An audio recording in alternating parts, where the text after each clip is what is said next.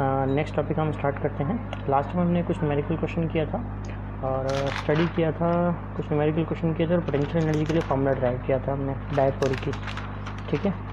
And derivation किए थे intensity of electric field के लिए एक्सियल और इक्वेटोरियल पोजीशंस में।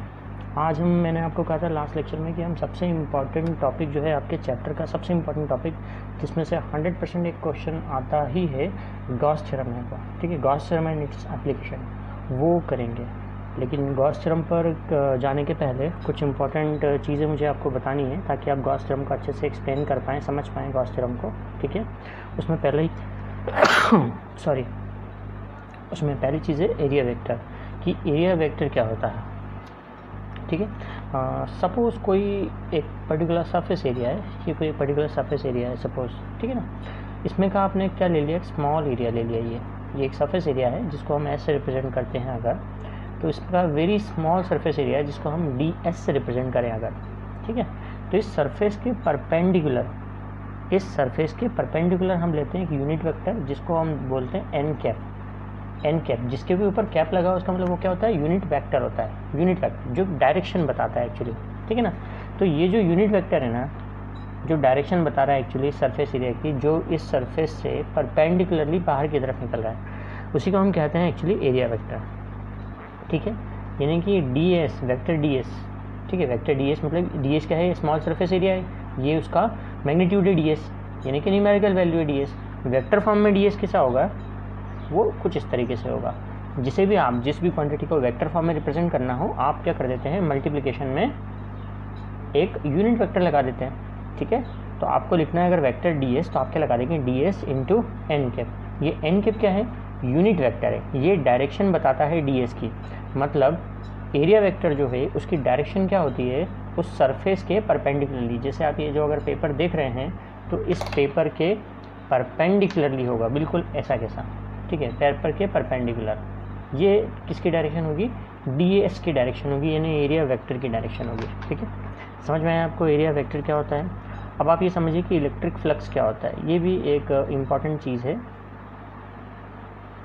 इससे रिलेटेड कोई ना कोई क्वेश्चन भी बन जाता है, वेरी स्मॉल आंसर टाइप के क्वेश्चन में। इलेक्ट्रिक फ्लक्स क्या है, इलेक्ट्रिक फ्लक्स को हम फाई से रिप्रेजेंट करते हैं पहली बात, ओके।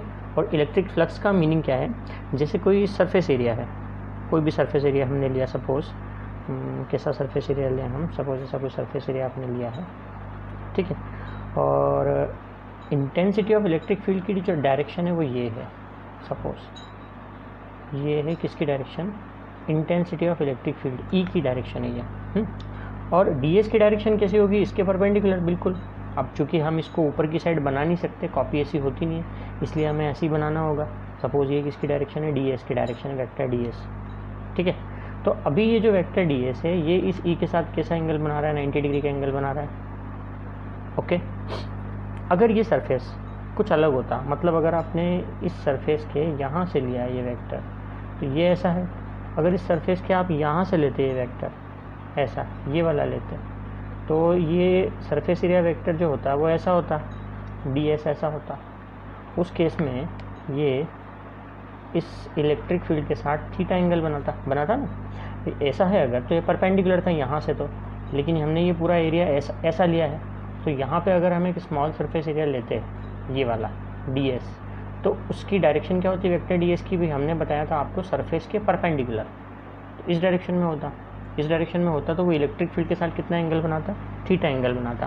तो एक्चुअली इलेक्ट्रिक फ्लक्स क्या होता है, किसी सरफेस से, ठीक है, किसी सरफेस से निकलने वाली जितनी नंबर ऑफ इलेक्ट्रिक लाइंस हैं, ओके, जो उसके परपेंडिकुलरली निकल रही हैं, उसे हम कहते हैं इलेक्ट्रिक फ्लक्स। मतलब इलेक्ट्रिक फ्लक्स का मीनिंग क्या है, हम आपको यहाँ पे डेफिनेशन लिख सकते हैं आप, the total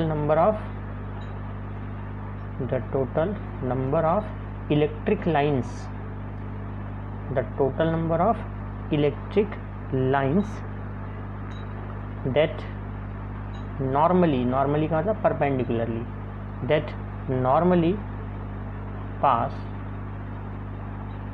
through the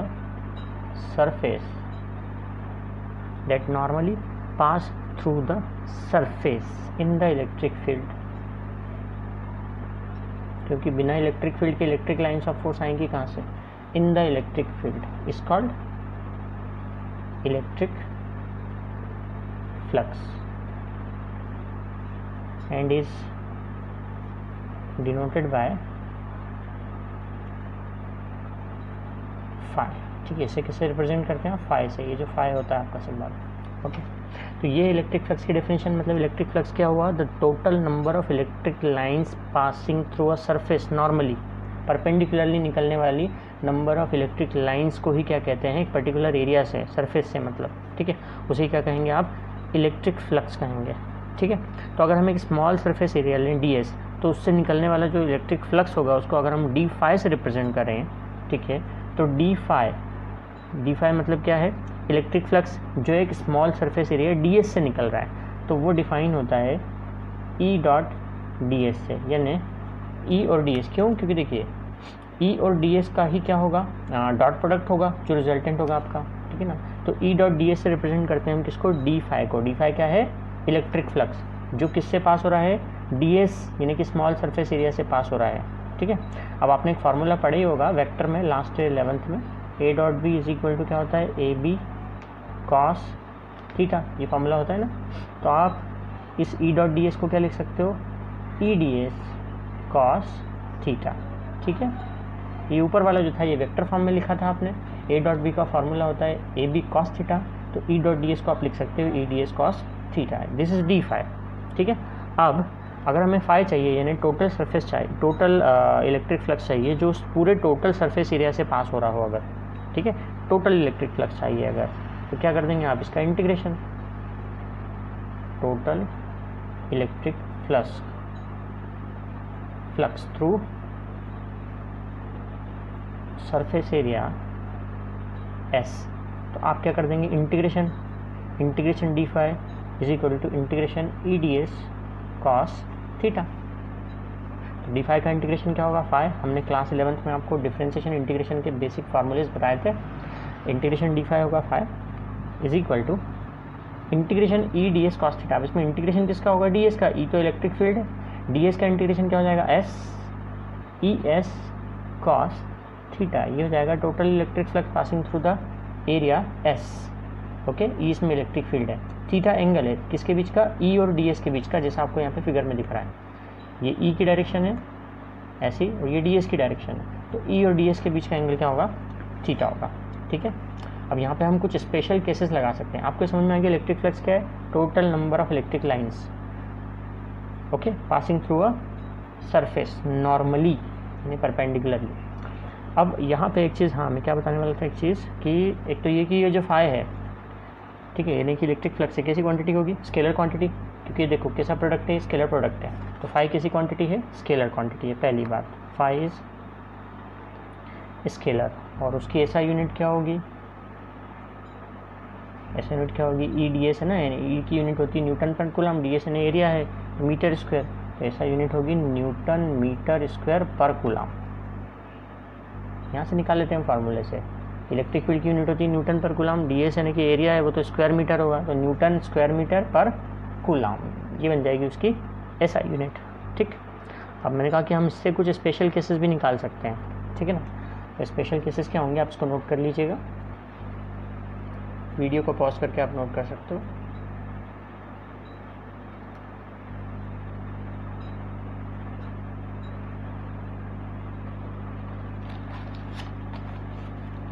special cases क्या हो सकते हैं इसके?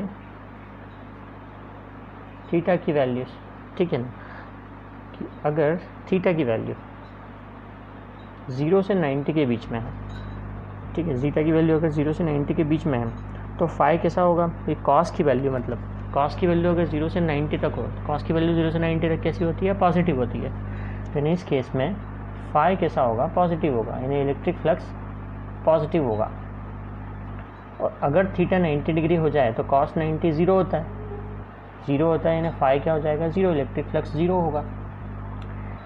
And if theta is greater than 90 degree, अगर 90 डिग्री से बड़ी वैल्यू हो थीटा की, 90 से 180 है मतलब आप ये मान लें, एंड मैं यहाँ पे लिख देता हूँ theta is less than 180 degree, तो फिर फाई उस केस में कैसा होगा? नेगेटिव होगा, क्योंकि कॉस थीटा की वैल्यू नेगेटिव होती है 90 से लेके 180 तक, और 180 पे -1 हो जाती है। ठीक है, तो 90 से लेकर 180 है वैल्यू, तो फाई कैसा होगा, नेगेटिव होगा, यानी कि इलेक्ट्रिक फ्लक्स नेगेटिव होगा। ठीक है, these are the special cases of electric flux. तो अभी आपको यहाँ तक समझ में आ गया कि एरिया वेक्टर क्या होता है, और एरिया वेक्टर आपने समझा तभी आप समझ पाए किसको, इलेक्ट्रिक फ्लक्स को, कि इलेक्ट्रिक फ्लक्स क्या है। ठीक है ना। अब गॉस थ्योरम पर आगे बढ़ने के पहले एक चीज़ आपको और मुझे समझानी पड़ेगी, और वो है, आप शायद भूल गए होंगे क्लास 11th में फर्स्ट चैप्टर में ही आपने यूनिट्स एंड मेजरमेंट में पढ़ा था, जब फंडामेंटल यूनिट और डिराइव यूनिट, तो आपने फंडामेंटल यूनिट के साथ में 2 सप्लीमेंट्री यूनिट्स भी पढ़ी थी, supplementary quantities, angle and solid angle.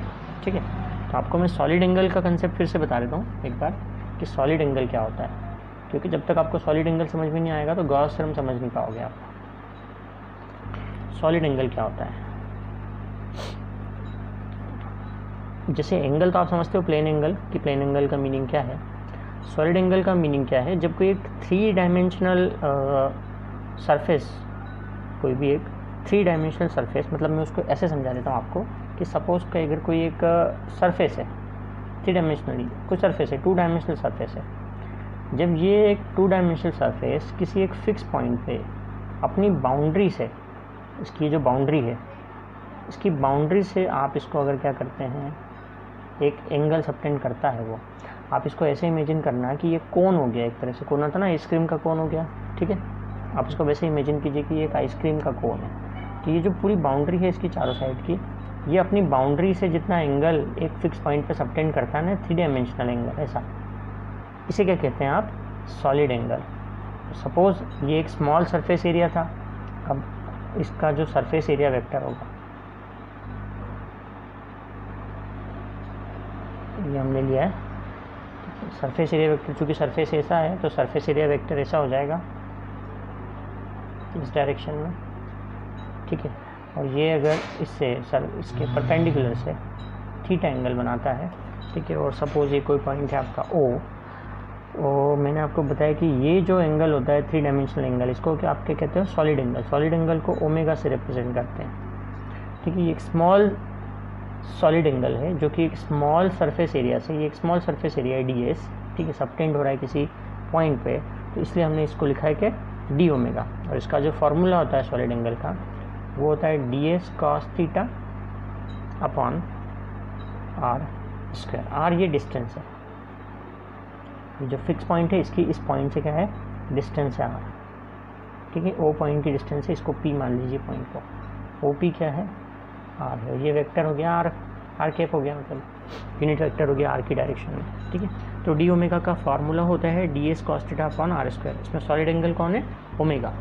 अगर आपको ओमेगा निकालना है तो आप क्या कर देंगे, इंटीग्रेशन कर देंगे, तो ओमेगा हो जाएगा ये integration ds cos theta upon R square, और इसकी जो वैल्यू होती है ना, वो होती है 4 पाई। सॉलिड एंगल की वैल्यू होती है 4 पाई स्टेरेडियन,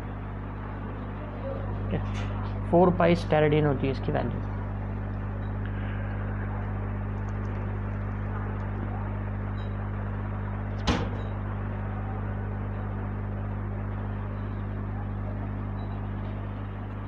ये 4 पाई भी कैसे आता है, तो वैसे तो क्लास 11th में बताया गया होगा, लेकिन अगर आप भूल गए हो तो मैं बता देता हूँ कि अगर आप एक स्फेरिकल सिमेट्रिक सरफेस लें, स्फेरिकल सिमेट्रिक सरफेस, मतलब आप ये इमेजिन कर लें कि एक स्फीयर है। ठीक है, एक स्फीयर है, तो उस केस में ds और r जो है वो दोनों की डायरेक्शन कैसी होगी, सेम होगी। ये ds की डायरेक्शन भी यही होगी। ठीक है, और थीटा कुछ भी नहीं बनेगा क्योंकि r की डायरेक्शन भी यही है ना, यानी यहाँ पे इस केस में थीटा क्या हुआ, 0 डिग्री। अगर थीटा 0 डिग्री हुआ तो cos 0 होता है 1, यानी बचा क्या, ds अपॉन आर स्क्वायर। ठीक है, तो यानी 1 upon R square integration ds क्या होगा, s, यानी टोटल सरफेस एरिया। आप समझे ये फार्मूले से, थीटा हो गया 0 डिग्री क्योंकि r और ds दोनों की डायरेक्शन सेम है, क्योंकि ये सिमेट्रिक सरफेस है, स्फेरिकल, बिल्कुल जैसे कि फुटबॉल, ओके, या कोई भी बॉल। तो ds और r दोनों की डायरेक्शन सेम होगी, तो थीटा कुछ भी नहीं बनेगा, थीटा 0 डिग्री रहेगा। थीटा 0 डिग्री रहेगा तो cos 0 डिग्री कितना हुआ, 1, और इंटीग्रेशन ds का इंटीग्रेशन क्या हुआ, s, यानी कि टोटल सरफेस एरिया। तो इसका सरफेस एरिया क्या होता है स्फीयर का, 4 पाई आर स्क्वायर। स्फीयर का सरफेस एरिया होता है 4 पाई आर स्क्वायर। आर स्क्वायर से आर स्क्वायर कैंसिल होकर इस तरीके से क्या आता है, ये 4 पाई आती है सॉलिड एंगल की वैल्यू, ठीक है, इसलिए हमने उसको वहाँ पे डायरेक्ट लिखा था कि सॉलिड एंगल की वैल्यू होती है 4 pi for spherical symmetric surface. Now you understood what is solid angle, है ना, ये चीज़ भी आपको समझ में आ गई कि सॉलिड एंगल क्या होता है। अब हम आएंगे अपनी गॉस थ्योरम पे, the most important topic of the chapter, Gauss theorem. Gauss theorem very most IMP topic है, ठीक है, आपको करना ही है, लर्न करना ही है। मतलब इस साल के एग्जाम में तो 99% चांस है state and prove Gauss theorem नाम का क्वेश्चन आपको दिख जाएगा पेपर में, ठीक है, state and prove Gauss theorem. कितने भी मार्क्स में आ सकती है, कोई कंपलसरी नहीं है, ये कभी 5 मार्क्स में भी आई है, ये कभी 3 मार्क्स में भी आई है, ठीक है ना, डिपेंड करता है सिचुएशन पे। तो मार्क्स पर मत जाइए, आपको थ्योरम करनी है। हाँ, ये पक्का ज़रूर है कि 2 मार्क्स में तो नहीं आएगी, अगर 2 मार्क्स में आएगी तो फिर प्रूफ करने को नहीं आएगा, सिर्फ स्टेटमेंट लिखने को आएगा, लेकिन ऐसा होता नहीं है, ठीक है। तो स्टेटमेंट क्या है पहले हम ये जानते हैं, थ्योरम है तो कुछ ना कुछ स्टेटमेंट होगा उसका। गॉस ने क्या स्टेटमेंट दिया इस थ्योरम के बारे में, क्या है थ्योरम, ठीक है। थ्योरम का मतलब क्या होता है, पहली बात तो थ्योरम का मीनिंग क्या होता है, थ्योरम का क्या मीनिंग है, थ्योरम का मीनिंग ये होता है कि एक प्रूवन स्टेटमेंट है जिसको आप फर्दर स्टडी के लिए और फर्दर प्रूफ्स के लिए यूज़ कर सकते हो। मतलब अगर आपको इसके आगे कोई चीज़ प्रूव करनी है, कोई फैक्ट प्रूव करना है, ठीक है, कोई थ्योरी प्रूव करनी है, तो आप इस थ्योरम का यूज़ कर सकते हो उसके आगे, ठीक है ना। और ये प्रूवन है, हम इसका प्रूफ भी करेंगे, ठीक है, तो इसको आप कहीं भी यूज़ कर सकते हो फिर। तो स्टेटमेंट क्या है, सबसे पहले गॉस थ्योरम का। देखिए गॉस थ्योरम को आप इस तरीके से याद कर सकते हो, मैं आपको फार्मूला बता देता हूँ। फार्मूला होता है, पहले स्टेटमेंट से पहले मैं फार्मूले बता रहा हूँ, phi is equals to Q upon epsilon naught. अगर आपको ये फार्मूला याद है तो इसको देख के आप स्टेटमेंट को याद कर सकते हो। फाई में अपने अभी हमने क्या बताया, पहले क्या पढ़ा आपने जस्ट अभी, इलेक्ट्रिक फ्लक्स है, फाई इलेक्ट्रिक फ्लक्स है, क्यू होता है चार्ज, आपको पता है, एप्सिलॉन नॉट एब्सोल्यूट परमिटिविटी होती है, ठीक है। तो आप इसका स्टेटमेंट कैसे लिखेंगे कि नेट इलेक्ट्रिक फ्लक्स, ठीक, क्या net electric flux passing through, electric flux कहाँ से पास होता है, सरफेस से, ठीक है ना। Net electric flux passing through a surface normally is equal to 1 upon epsilon 0 times, कितना लिखेंगे आप, 1 upon epsilon 0 times of the total charge present enclosed within the surface. उस सरफेस में जितना टोटल चार्ज प्रेजेंट है ना, उसका 1 upon epsilon 0 times होता है। क्या होता है 1 upon epsilon 0 times, net electric flux जो उस सरफेस से पास हो रहा है। समझ में आया कि जिस सरफेस से जितना इलेक्ट्रिक फ्लक्स पास हो रहा है वो किसके इक्वल होता है, उस सरफेस के अंदर जितना टोटल चार्ज प्रेजेंट है उसका 1 अपॉन एप्सिलॉन 0 टाइम्स होता है, ठीक है। ये स्टेटमेंट हम यहाँ पे लिखेंगे, ठीक है, गॉस थ्योरम का।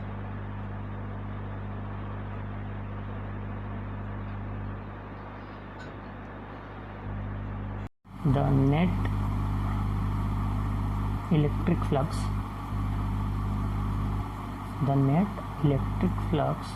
passing through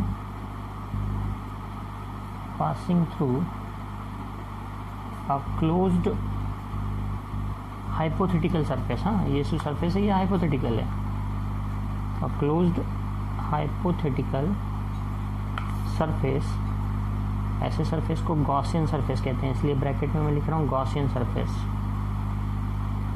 Gaussian surface. The net electric flux passing through a closed hypothetical surface in free space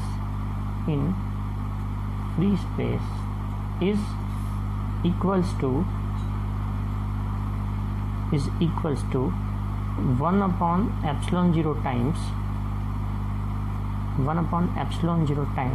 the total charge enclosed within the surface, the total charge enclosed within the surface, that is करके आप लिखेंगे q phi is equals to q upon epsilon naught। ऐसा लिखने का आपको 1 number मिल जाएगा। क्या, the net electric flux passing through a closed hypothetical surface, ध्यान रखिएगा कैसा सरफेस है, क्लोज्ड है, जो भी सरफेस है वो कैसा सरफेस है, क्लोज्ड सरफेस है, इसको गॉसियन सरफेस कहते हैं। In free space is equal to 1 upon epsilon 0 times the total charge present enclosed within the surface, surface के अंदर जितना टोटल चार्ज प्रेजेंट है उसका 1 अपॉन एप्सिलॉन 0 टाइम्स होता है। क्या, नेट इलेक्ट्रिक फ्लक्स जो उस क्लोज्ड हाइपोथेटिकल सरफेस से पास हो रहा है। ओके, तो आप लिखेंगे that is phi is equal to Q upon epsilon naught by Gauss theorem. अब इसका प्रूफ करेंगे हम, गॉस थ्योरम का प्रूफ।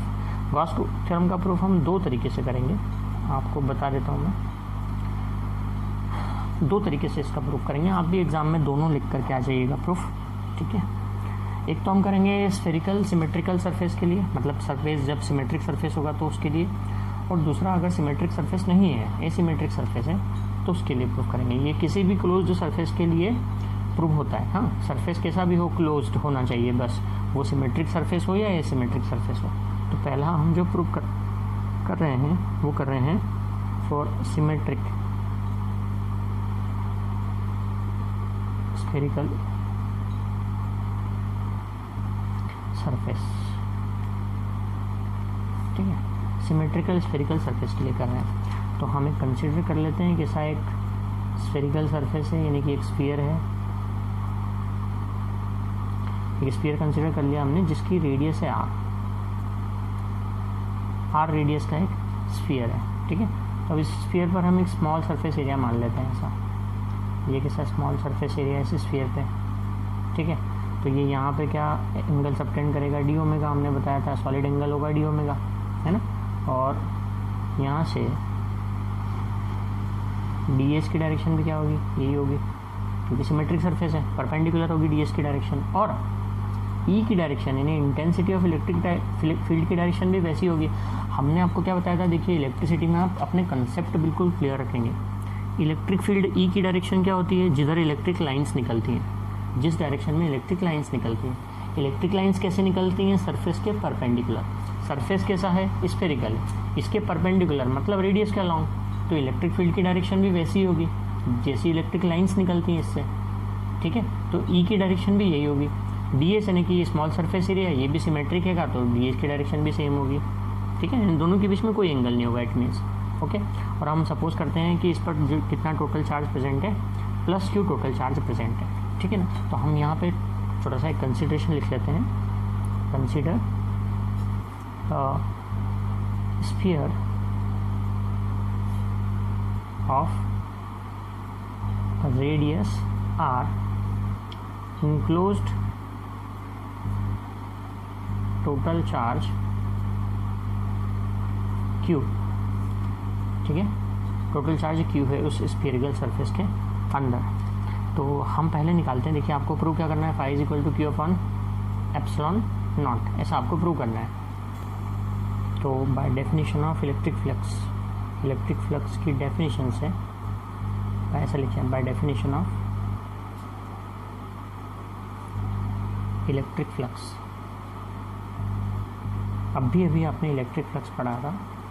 इलेक्ट्रिक फ्लक्स का फार्मूला क्या होता है, D phi is equal to E dot D S. D phi is equal to E dot D S, अभी जस्ट आपने यही पढ़ा है ना।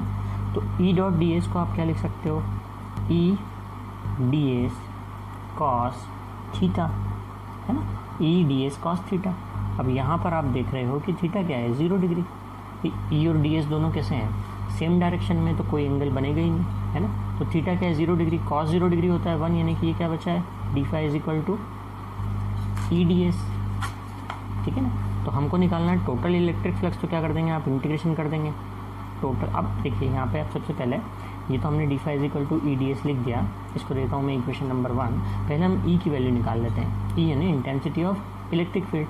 तो इसके सरफेस पे इलेक्ट्रिक फील्ड की वैल्यू क्या होगी, intensity of electric field at the surface of sphere. देखिए टोटल चार्ज Q कहाँ प्रेजेंट है, सेंटर पे। हमें इंटेंसिटी ऑफ इलेक्ट्रिक फील्ड कहाँ चाहिए, सरफेस पे चाहिए। आपने इंटेंसिटी ऑफ इलेक्ट्रिक फील्ड के डेरिवेशंस पीछे पढ़े हैं, और इंटेंसिटी ऑफ इलेक्ट्रिक फील्ड का फार्मूले का भी डेरिवेशन कि due to a point charge एक आर डिस्टेंस पे कितना होता है। तो फार्मूला क्या आता है, 1/4 pi epsilon naught Q upon R square, है ना, ये आता है। चार्ज कहाँ प्रेजेंट है, सेंटर पर प्रेजेंट है। आप इलेक्ट्रिक फील्ड कहाँ निकाल रहे हो, सरफेस पे निकाल रहे हो, है ना। तो इलेक्ट्रिक फील्ड की वैल्यू क्या होगी, ई की value 1/4 pi epsilon naught Q upon R square. Sphere की रेडियस आर ही है, चार्ज कहाँ है, सेंटर पे है। इलेक्ट्रिक फील्ड कहाँ निकालना है, सरफेस पे निकालना है, जिसकी डिस्टेंस कितनी है, आर है। तो इलेक्ट्रिक फील्ड की वैल्यू क्या होगी 1/4πε0 ये वैल्यू पुट कर दो इक्वेशन नंबर 1 में यहाँ पे, ठीक है। तो अब क्या हो जाएगा, इसको आप लिखते जाइएगा, है ना, या तो पॉज करके लिख लीजिएगा पूरा पेज गॉस थ्योरम का, फिर हम पेज चेंज कर रहे हैं।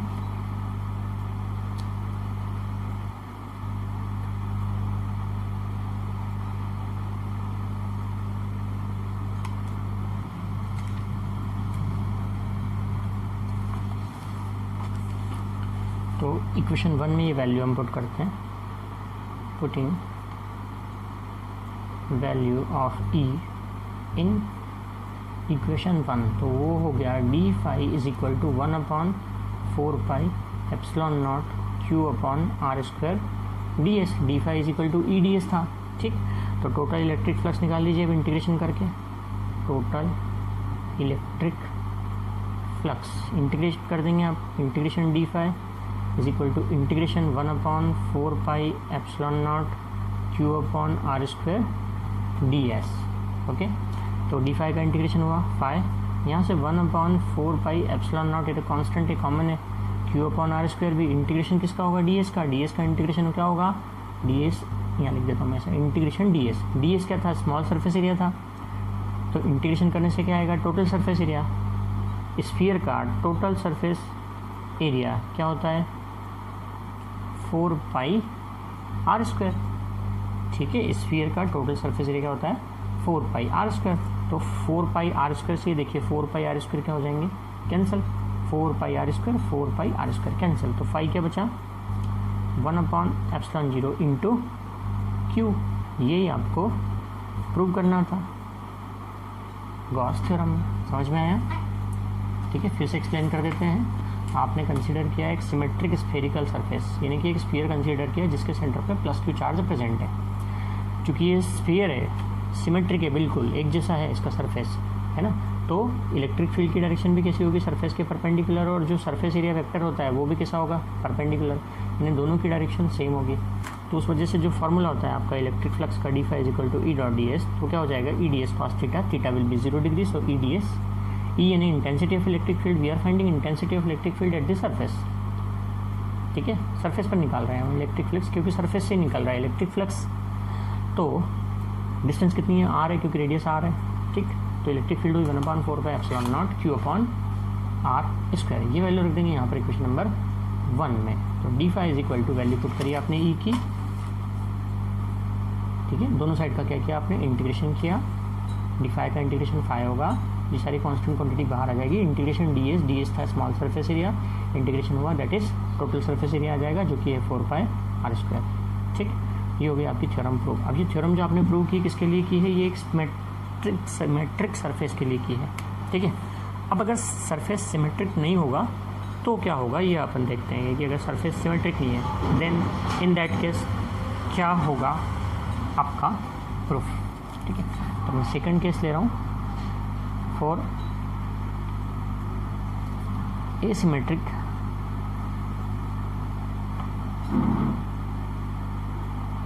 क्लोज्ड सरफेस, सरफेस कैसा भी हो क्लोज्ड होना चाहिए बस, ठीक है। तो अब आप क्या कंसिडर करते हो कि एक एसिमेट्रिक सरफेस है, मतलब कैसा भी शेप हो सकता है उस सरफेस का, ठीक है, कैसा भी शेप हो सकता है। अब ये भी क्लोज्ड है, इसके भी किसी न किसी एक पॉइंट पे हमने मान लिया कि O पॉइंट पे क्या है +Q चार्ज प्रेजेंट है, इसके अंदर टोटल चार्ज प्रेजेंट है +Q। तो अब हमको जो आपका सरफेस एरिया लेना पड़ेगा कुछ इस तरीके से लेना पड़ेगा कि ये वाला ले लिया आपने सपोज ये, ठीक है, और ये सरफेस एरिया ले लिया आपने ds, ये सेंटर पे कितना सॉलिड एंगल बना रहा है, d ओमेगा सॉलिड एंगल बना रहा है, तो ये हो जाएगी आपके, अब जिसमें आपको देखना है ये होगी आपके, एक होता है ds, ठीक है, एक इलेक्ट्रिक फील्ड होती है, तो इलेक्ट्रिक फील्ड अब ds जो होगा वो कैसा होगा, सरफेस के परपेंडिकुलर डायरेक्शन में होगा, और इलेक्ट्रिक फील्ड की डायरेक्शन ऐसी है सपोज, मतलब आप इमेजिन कर रहे हैं ना कि जैसे फुटबॉल को मैं कहीं से पुश कर दूं, दबा दूं, तो उसका सरफेस दब जाएगा, उस जगह से पुश हो जाएगा, अंदर की तरफ दब जाएगा कुछ तो इरेगुलर शेप में, ठीक है ना, आप इसको इरेगुलर क्लोज सरफेस भी बोल सकते हो, इरेगुलर शेप में। तो उसके सरफेस एरिया जो जिधर उसका सरफेस है उसकी डायरेक्शन अलग हो जाएगी, और जिस डायरेक्शन में इलेक्ट्रिक फील्ड है उसकी डायरेक्शन अलग हो जाएगी। तो इन दोनों के बीच में कितना एंगल बनेगा, मान लीजिए थीटा एंगल बनेगा इन दैट केस, ठीक है ना। ये सिमेट्रिक सरफेस आपने माना, और इसकी जो डिस्टेंस मानी आपने इस सरफेस की ओ पॉइंट से, वो डिस्टेंस आपने आर मानी अगेन, ठीक है।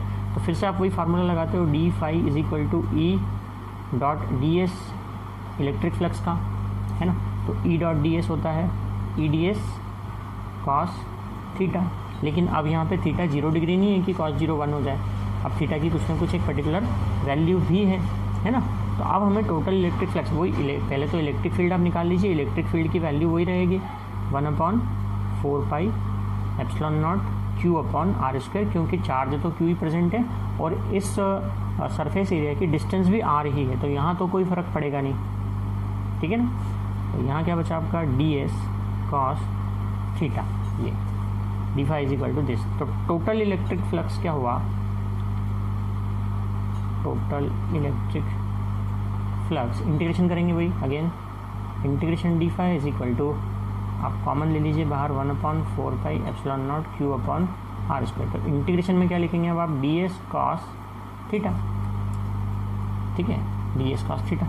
आप नेक्स्ट स्टेप में क्या कीजिए, नेक्स्ट स्टेप नहीं बोलिए, आर स्क्वायर को आप अंदर ही रहने दीजिए, D S cos theta upon R square. क्यों, क्योंकि integration D S cos theta upon R square formula किसका होता है, सॉलिड एंगल का।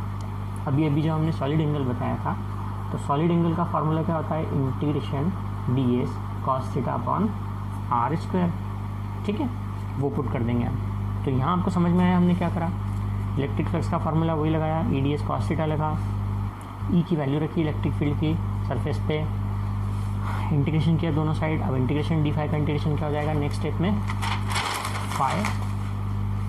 फाई इज इक्वल टू, वो बाहर लिखा था 1/4 पाई एप्सिलॉन नॉट और क्यू, और इंटीग्रेशन में क्या था, d S cos theta upon R square, ठीक है, वो होगा डी ओमेगा का इंटीग्रेशन क्या हो गया ओमेगा, और ओमेगा की वैल्यू क्या होती है 4 पाई, किसी भी सरफेस के लिए, क्लोज्ड सरफेस के लिए ओमेगा की वैल्यू होती है 4 पाई, हमने बताया था निकाल के। तो 4 पाई से 4 पाई कैंसिल, अगेन ये आ गया 1/ε0 times of Q, phi is equal to 1/ε0 times of Q. ये हो गई Gauss theorem prove again asymmetric surface के लिए, ठीक है ना। तो पहले हमने सिमेट्रिक सरफेस के लिए प्रूव की, फिर हमने एसिमेट्रिक सरफेस के लिए प्रूव की। आप दोनों प्रूफ लिख के आ जाइएगा एग्ज़ाम में, और ये बहुत ही इंपॉर्टेंट है, अगेन मैं कह रहा हूँ, इसको आप ज़रूर लर्न करिएगा, है ना। और वैसे आपको याद होना चाहिए गॉस थ्योरम क्या है, net electric flux passing through a closed hypothetical surface in free space is equal to 1/ε0 times of total charge present within the surface, ठीक। अब जो हम इसके एप्लीकेशन समझने वाले हैं, हम उस एप्लीकेशंस पर आते हैं one by one. Applications of Gauss's theorem. तो पहले इसकी जो हम एप्लीकेशन ले रहे हैं, देखिए मैंने ट्रिपल स्टार लगाया, मतलब सारी एप्लीकेशन इंपॉर्टेंट है। मैंने कहा था आपको गॉस थ्योरम टॉपिक सबसे इंपॉर्टेंट है, तो गॉस थ्योरम या उसकी एप्लीकेशंस में से कुछ भी आ सकता है। इसकी 4-5 एप्लीकेशंस हैं, एक गॉस थ्योरम हो गया, मतलब कुल मिला के 5-6 डेरिवेशंस हो गए, इनमें से एक ना एक ज़रूर आता है विथ न्यूमेरिकल क्वेश्चन, ठीक है। तब applications of Gauss's theorem, applications का मतलब क्या है कि हम कहाँ कहाँ गॉस थ्योरम का अप्लाई कर सकते हैं, क्या फाइंड करने के लिए गॉस थ्योरम का अप्लाई कर सकते हैं। तो इसका सबसे इम्पॉर्टेंट मोस्ट इम्पॉर्टेंट मैं एप्लीकेशन जो बता रहा हूँ, सबसे पहला एप्लीकेशन नंबर 1 वो है deduction of Coulomb's law. Deduction of Coulomb's law from Gauss theorem. आपने इस चैप्टर में सबसे पहले कूलॉम्स लॉ पढ़ा है ना, तो कूलॉम्स लॉ को डिराइव कर सकते हो आप बाय यूजिंग गॉस थ्योरम, ठीक है। कूलॉम्स लॉ का डेरिवेशन है, मतलब एक तरीके से गॉस थ्योरम से, ठीक है।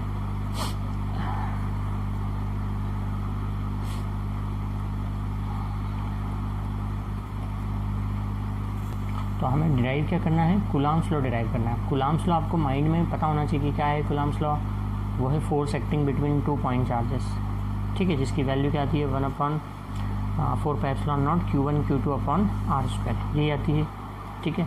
मतलब आपको प्रूव करना है कि फोर्स 2 पॉइंट चार्जेस के बीच में कुछ लग रहा है, तो वो होगा 1/4 pi epsilon naught Q1 Q2 upon R square, उस फोर्स की वैल्यू वो होगी, ठीक है ना। ऐसा आपको प्रूव करना है, मतलब डिराइव करना है। क्वेश्चन ऐसे आएगा, derive Coulomb's law of electrostatic by using Gauss's theorem, ठीक है ना। तो आपको गॉस थ्योरम का यूज़ करना है और कूलम्ब्स लॉ को प्रूव करना है। गॉस थ्योरम क्या है, ये phi equal to Q upon epsilon 0, ठीक है। तो इसका यूज़ करके F equal to 1/4 epsilon naught Q1 Q2 upon R square आपको लेकर के आना है, ठीक है ना। तो चलिए स्टार्ट करते हैं। अब इसके लिए हम क्या करेंगे, इसके लिए हम पहले कंसीडर कर रहे हैं, क्या कंसीडर कर रहे हैं समझना है। जो भी हम कर रहे हैं वो सिर्फ कंसीडर कर रहे हैं, एक्चुअल में नहीं है।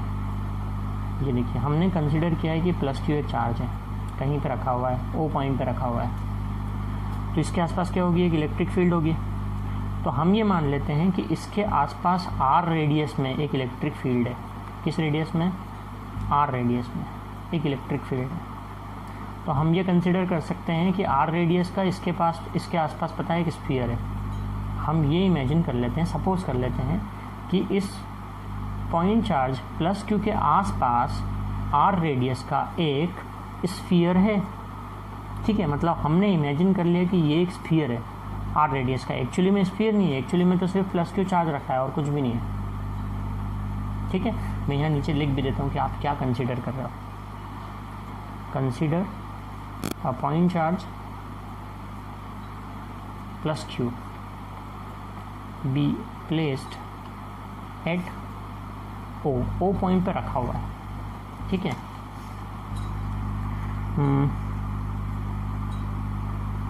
We can assume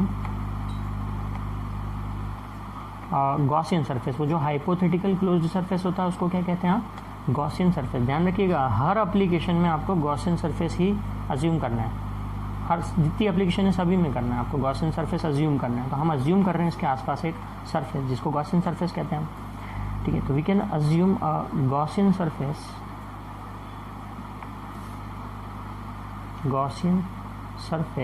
around plus Q of radius R which is a sphere,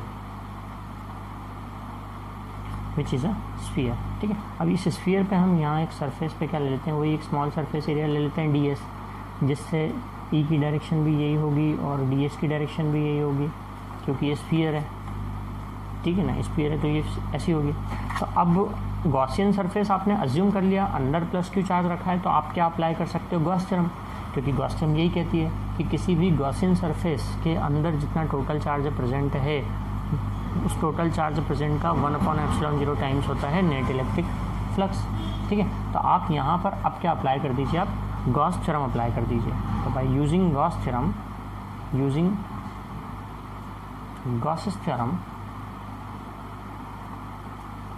net electric flux क्या निकाल रहे हैं आप, नेट इलेक्ट्रिक फ्लक्स फाई कितना होगा, Q/ε0। ये आपकी गॉस थ्योरम है, आपको अप्लाई करना है गॉस थ्योरम, क्योंकि आपको डेरिवेशन गॉस थ्योरम से ही करना है।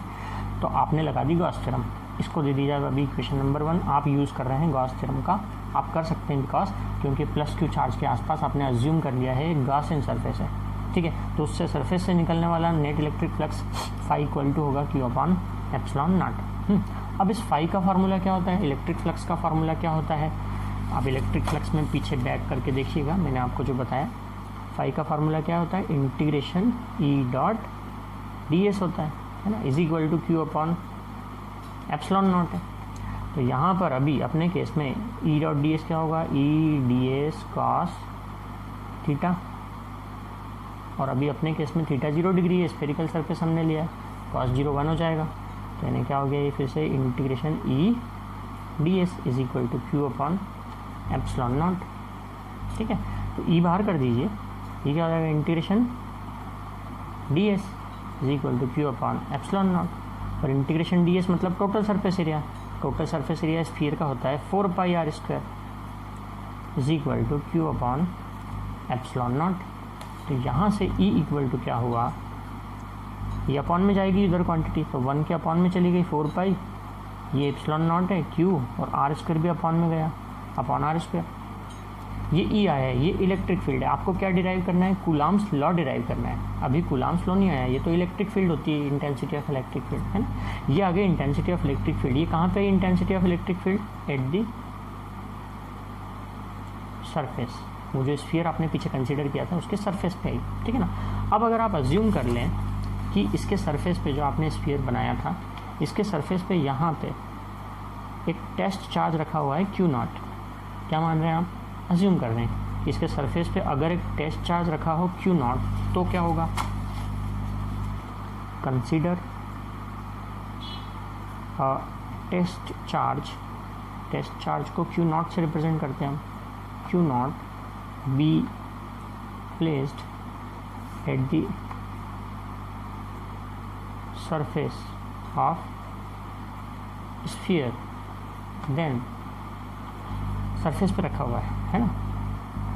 तो by definition of electric field E is equal to क्या होता है, इंटेंसिटी ऑफ इलेक्ट्रिक फील्ड क्या होती है, force acting per unit charge, E is equal to F upon Q0। ये अपन ने फार्मूला पढ़ा है ना कि इंटेंसिटी ऑफ इलेक्ट्रिक फील्ड क्या होती है, इस यूनिट चार्ज पर जितना फोर्स लगता है उसी को हम बोलते हैं इंटेंसिटी ऑफ इलेक्ट्रिक फील्ड।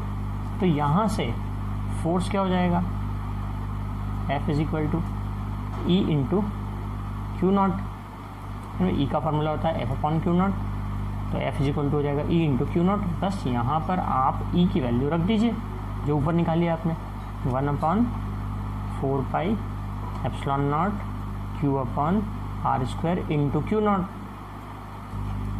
है ना। तो यही तो है ना Coulomb's law, 1 upon 4 pi epsilon 0 Q1 Q2 upon R square, this is Coulomb's law.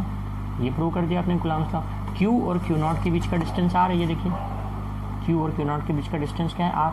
Coulomb's law यही होता है कि इलेक्ट्रोस्टैटिक फोर्स दोनों चार्जेस के प्रोडक्ट के डायरेक्टली प्रोपोर्शनल होता है और डिस्टेंस के स्क्वायर के इन्वर्सली प्रोपोर्शनल होता है। जो कांस्टेंट आता है वो 1/4 पाई एप्सिलॉन नॉट होता है। तो कूलम्ब्स लॉ का फार्मूला यही 1/4 pi epsilon naught Q into Q0 upon R square, hence proved, this is Coulomb's law. आपने प्रूव कर दिया, डिराइव कर दिया कूलम्ब्स लॉ, किसकी हेल्प से, गॉस थ्योरम की हेल्प से। बहुत ही इजी था, आपने गॉस थ्योरम का फार्मूला लगाया, फाई इक्वल टू Q0, है ना। यहाँ से आपने फाई का फार्मूला रखा, integration E dot D s phi का फार्मूला होता है, इक्वल टू में लिखा था Q0, E dot D s यानी E d S cos theta, theta 0 degree है, इंटीग्रेशन E डी एस का इंटीग्रेशन होगा total surface area 4 pi R square, वहाँ से E फाइंड किया, E का फार्मूला होता है F अपॉन Q0। उसके पहले आपको कंसीडर करना पड़ेगा क्योंकि आपने अभी तक कंसीडर नहीं किया था कि दूसरा कोई चार्ज है, आप सरफेस पे कंसीडर कर लिए कोई भी एक चार्ज है, टेस्ट चार्ज Q0, तो उस पर इलेक्ट्रिक फील्ड क्या होगी, F upon Q0 by definition, electric field की डेफिनेशन से। वहाँ से F निकाल लीजिए फोर्स E इंटू Q0 करके, है ना। तो कूलम्ब्स लॉ का फार्मूला आ जाएगा। तो समझ में आया आपको, ये इसका फर्स्ट एप्लीकेशन था गॉसेस थ्योरम का, और very very most important application है ये फर्स्ट एप्लीकेशन कूलम्ब्स लॉ का, ठीक है, सॉरी गॉस थ्योरम का। तो इसके आगे 4 एप्लीकेशंस और भी हैं, 1 बाय 1 हम वो नेक्स्ट लेक्चर में करेंगे 4 एप्लीकेशन, ठीक है। Thank you.